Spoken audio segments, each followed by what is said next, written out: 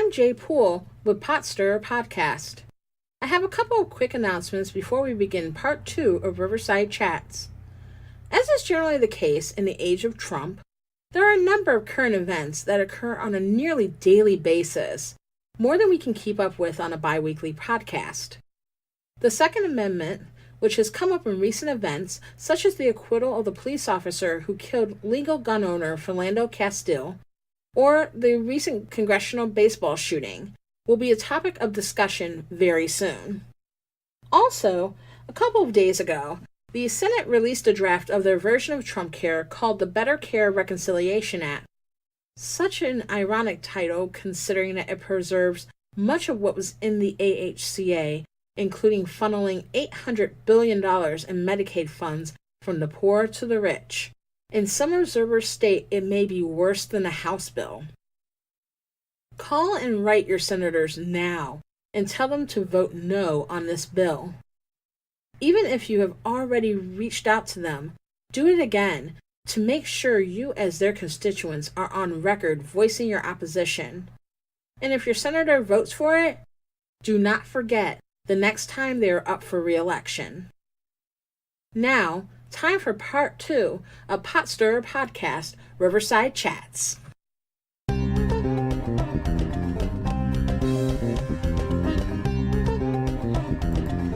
Potstirrer Podcast, where politics, religion, and history collide, and it's not always polite.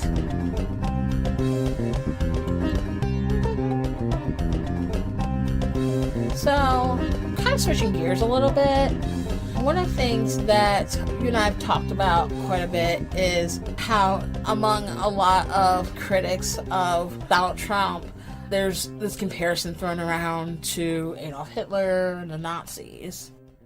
And to be fair, Hitler comparisons generally tend to be overused and quickly rejected as soon as someone says, oh yeah, so-and-so is like Hitler. Then, which you tend to, number one, hear quite a bit about a lot of people. And also, once you hear it, then that typically gets shut down pretty quickly. Well, it seems to me that anytime you don't agree with someone's point of view, it seems that for a lot of people, their number one defense of this is to go, oh, so-and-so is Hitler. Like, no matter what. I mean, I believe that George W. Bush was compared to Hitler, Obama, and now Donald Trump. In any case, it's just an ignorant comparison because none of them, as of yet, has done anything at all that reminds me of anything that I read about Hitler. I get that. And I think that that's generally the reaction to just quickly reject the whole idea that another leader could be the next Hitler or they're like Hitler. But I'm also kind of a student of history, and I find comparisons to other historical events useful. And I don't think that it has to necessarily be a one-to-one comparison. So, for example, if we want to take the current president and compare him to whoever, okay? It doesn't have to be like Trump is Hitler or Trump is Stalin or Trump is whoever, okay? It doesn't necessarily have to be a one-to-one comparison, but I think that there can be lessons learned from the past or different parallels that can be made between the past and the present that we should at least be willing to think about. So I think one of the reasons why the Trump-Hitler comparisons come up is because during the 2016 campaign, there was, like, if you look at the mood of the country during the time, there's a lot of economic unrest, a lot of economic uncertainty. When you have that kind of economic uncertainty, which we can compare to some degree to what was happening in Germany at the time of the rise of the Nazis. Because remember, during the Great Depression, but it was also, and the Great Depression wasn't just in the United States, that was a worldwide phenomenon. Right. But then on top of that, Germany had also lost the First World War. So they were recovering from the First World War, and then the Depression happened. they were dealing with devalued money. And a lot of times when you have people unsure about their financial future, people tend to retreat into fear. People tend to focus on what they think other people have that they don't. So like, oh, I'm struggling, but look at this other group of people who seem to be doing better. So for the Nazis, it was the Jews. For the United States, oh, the Mexicans seem to be doing better. They get all these jobs. Look at all these minorities. They seem to be doing better than I am.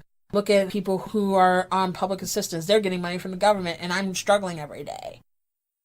So I think in that sense, there's some parallels. I think, too, when you have that climate of economic uncertainty, people feeling this insecurity and being willing to blame other people or to look at other people and think that they got it better than they do, there's an opportunity there for someone to come in and speak to their feelings.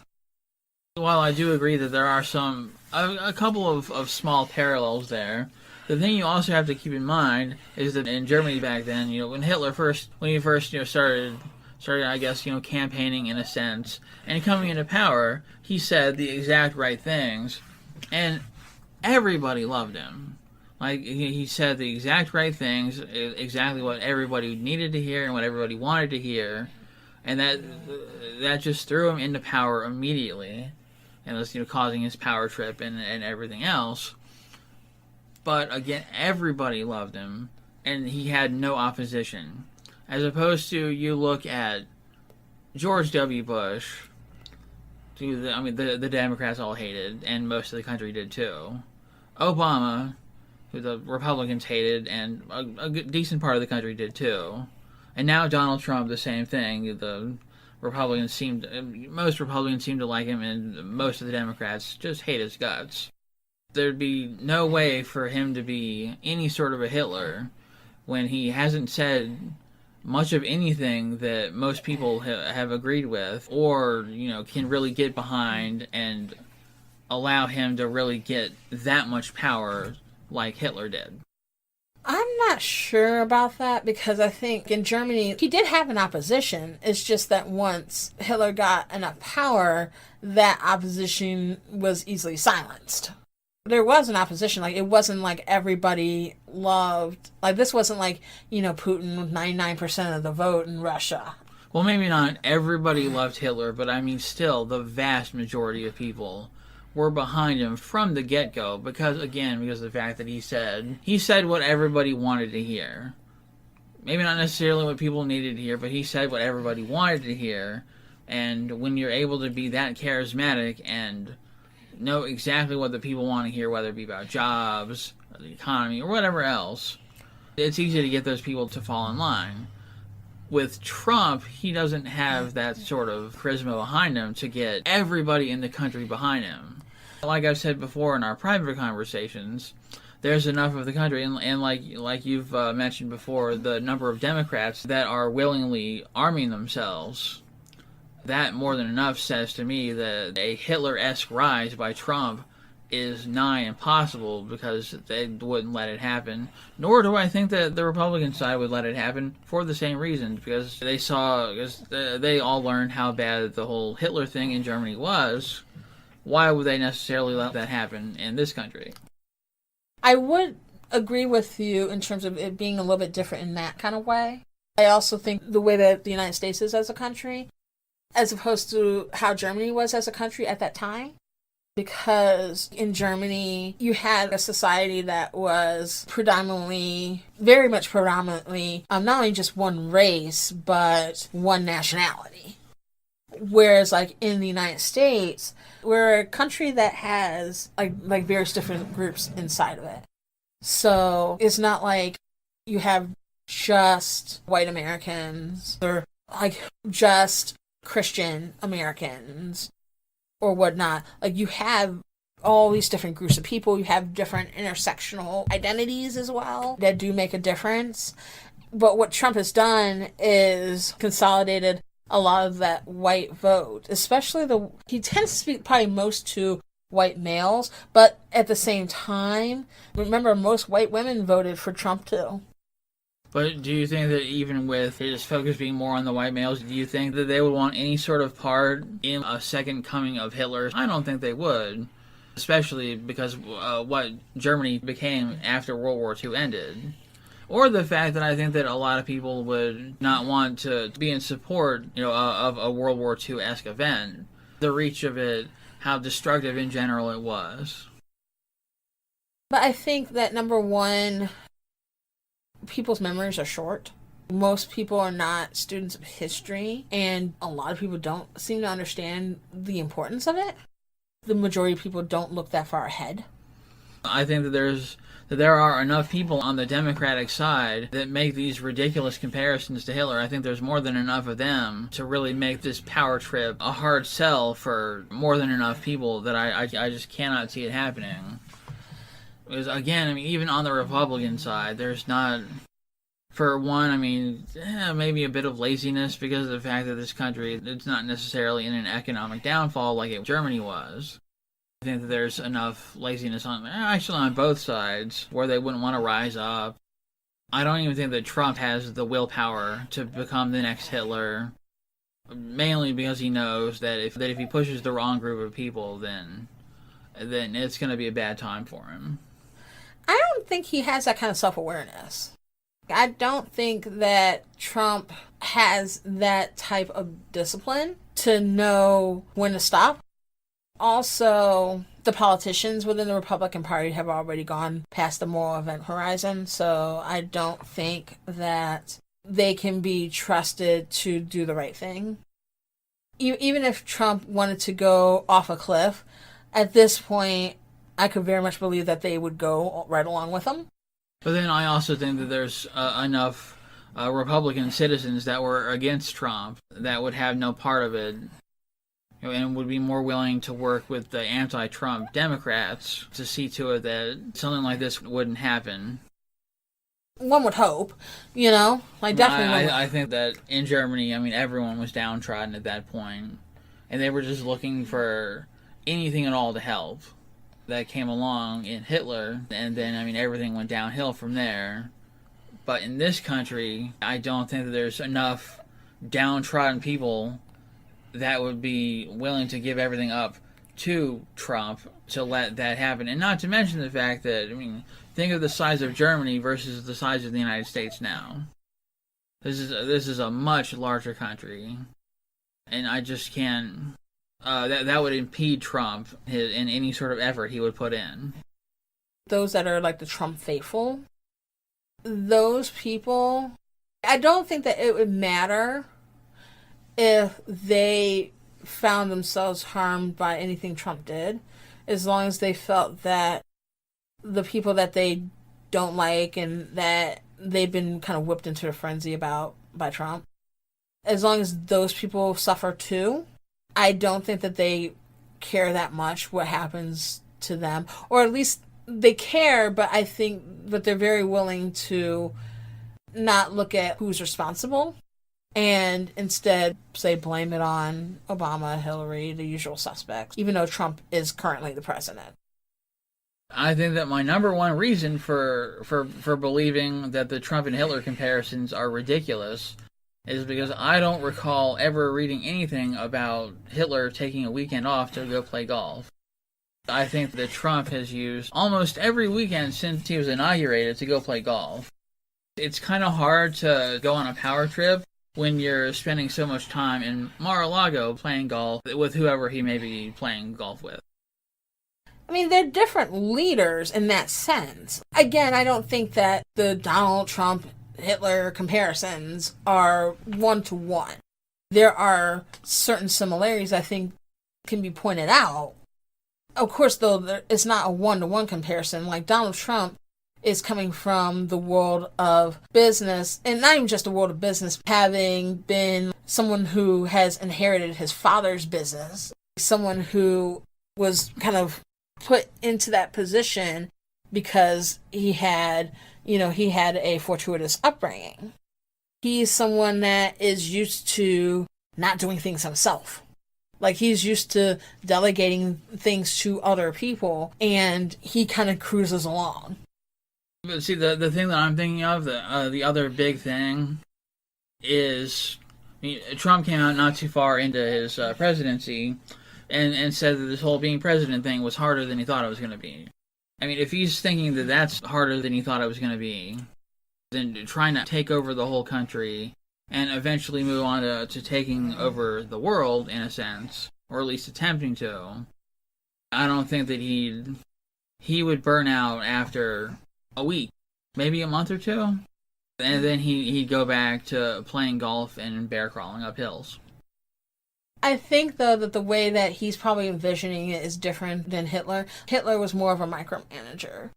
And especially at the point where, when it got towards Germany losing the war, he was very much trying to, like, micromanage, be the final decision maker.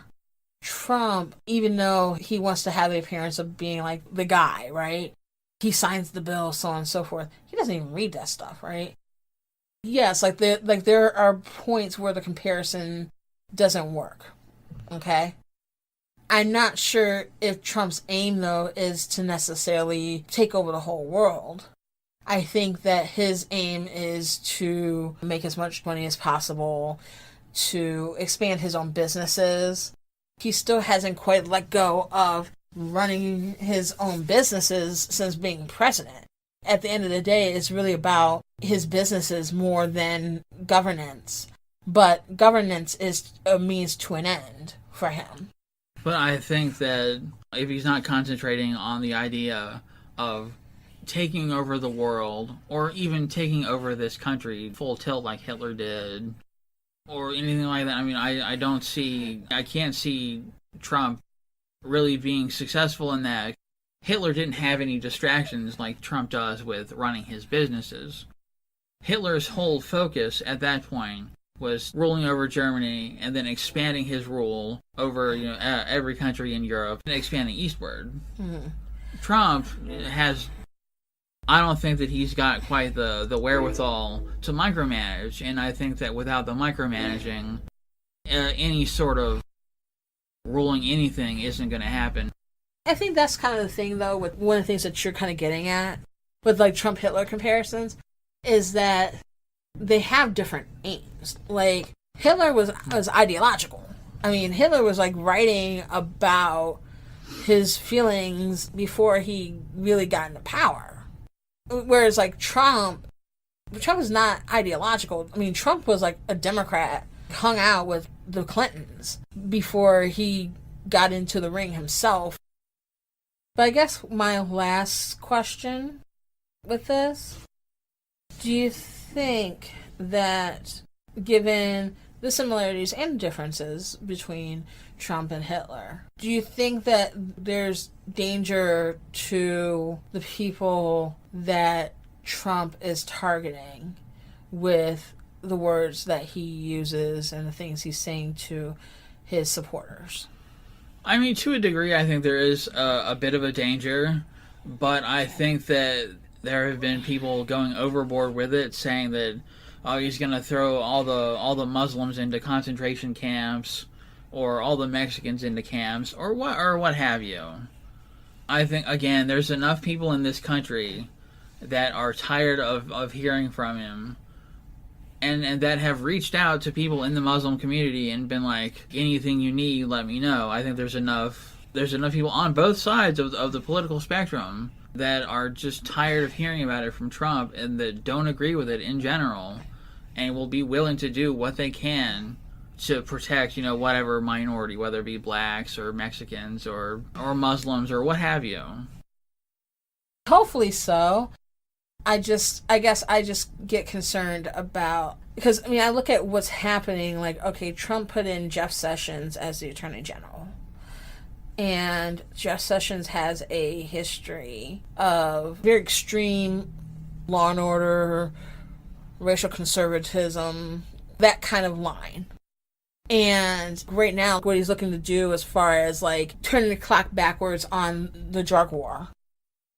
to where we're just throwing people in prison, due to drugs, which is where we get a lot of like the racial disparity in terms of crime and punishment in the United States. And then also scaling back on any focus on racial discrimination or any other type of discrimination. I think that that's very problematic because we're by no means this election, and especially the fact that Trump was successful in using rhetoric that was stereotypical. It won him the election, or it helped win him the election. We're not past discrimination based on race or religion or ethnic background or any of that. But I don't think that it was necessarily the content of the rhetoric that won him the election. It was the fact that he was someone that got in front of a mic and just talked. He said a lot of the wrong things along the campaign trail. But ultimately, what got him elected was the fact that he didn't come off as the same politician. The politician that will just say the safe thing.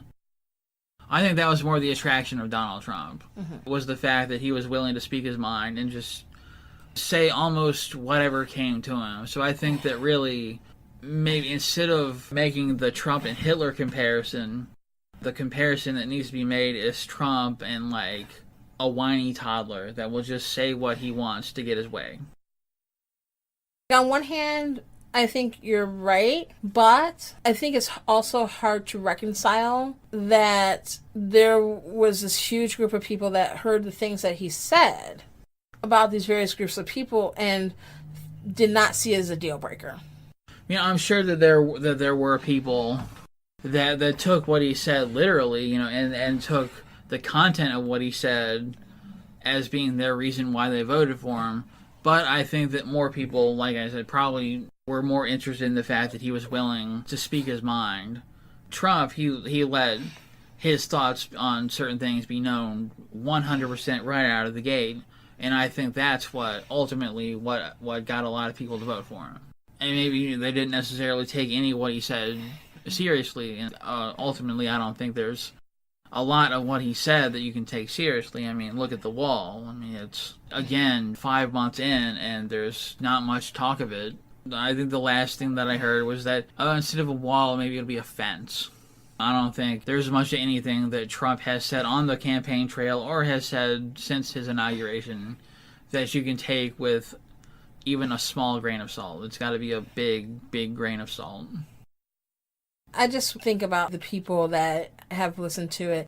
And, there's a number of people that will, on one hand, will say that the things that Trump said about Mexicans and Muslims and so on and so forth, that wasn't why they voted for them. But then if you get them to talk long enough, then they'll have their negative feelings about Mexicans and or Muslims and or name your group.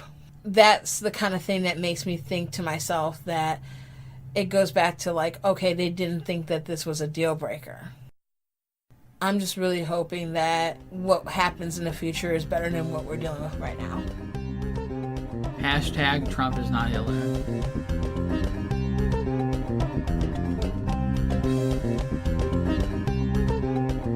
Potstirrer Podcast is on iTunes and Google Play.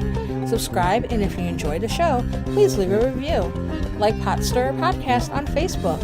Follow the show on Twitter at PotstirrerCast and Instagram at Potstirrer Podcast.